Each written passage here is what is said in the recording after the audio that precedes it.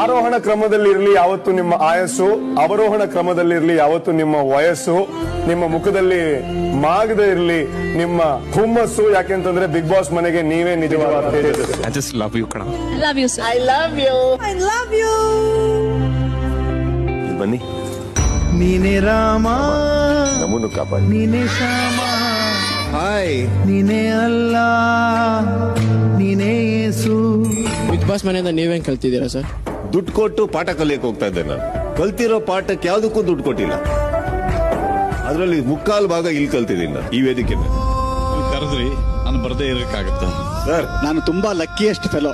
Sudeep sir ಅಂತ ಮೇರು ನಟರ ಫ್ರೆಂಡ್ಶಿಪ್ ನನಗೆ ಸಿಕ್ಕಿದೆ ಸರ್. ಫಿಲ್ಮ್ ಆಕ್ಟ್ ಮಾಡೋದು ತುಂಬಾ ಈಸಿ. ಶೋ ನಡೆಸ್ಕೊಡೋದು ಐ ಥಿಂಕ್ ಈಸಿ ಜಾಬ್ ಅಲ್ಲ. ಇವ್ರಿಗೆ ಕರ್ನಾಟಕ, ಆಂಧ್ರ, ತಮಿಳ್ನಾಡು ಎಲ್ಲಾ ಚಪ್ಪಾಳೆ ತಟ್ಟಾಯ್ತು.